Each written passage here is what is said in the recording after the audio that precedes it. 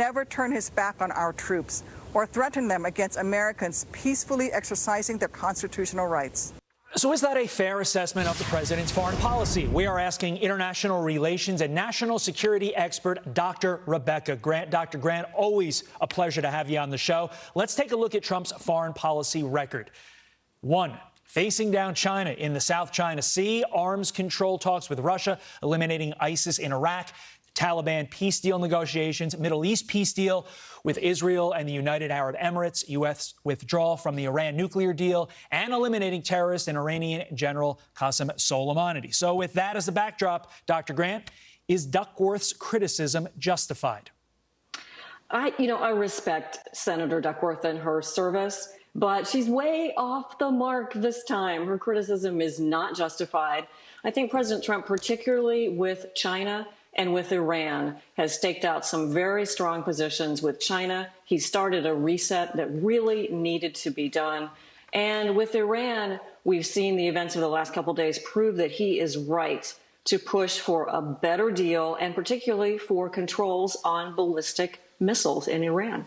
Dr. Grant, we don't necessarily have to guess what our foreign policy would be like under Joe Biden, because we did get a glimpse of that as he was vice president for 8 years under Barack Obama. So for those who are watching right now, how do you feel 4 more years of that would be if he were to get elected?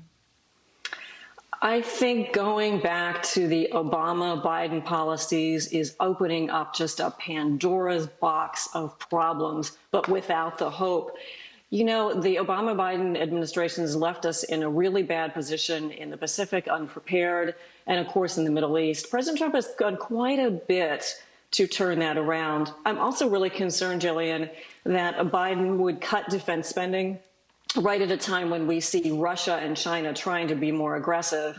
And we also see Russia and China really fighting us in a new battleground, and that is the United Nations itself. I don't see a Biden Susan Rice team strong enough to take on both the military problems and the very intricate diplomatic and trade problems that China, Russia, and others are sending us every day. Yeah, you mentioned Iran, you mentioned China, Russia, the UN. They all come to a head with this next topic. You mentioned this briefly before, Iran unveiling new missiles as tensions intensify over President Trump's snapback order on economic sanctions. By way of an explainer, let's briefly tell the audience what a snapback is. It allows an individual participant of a deal to restore all UN sanctions on Tehran should it be deemed to be in violation of the deal. Obviously, this deal is the Iran deal that the United States came out of under the Trump administration. Did Mike Pompeo have any other choice other than to snap back like we did? Secretary Pompeo had no choice, and the reason, Todd, is because an important embargo on selling conventional arms to Iran is about to expire. All that Pompeo wanted the UN to do was agree not to sell things like Russian air defenses and Chinese ships to Iran, and the Security Council wouldn't do it. I was appalled and so saddened. We can see from Iran's actions that you've got to keep that conventional embargo in place.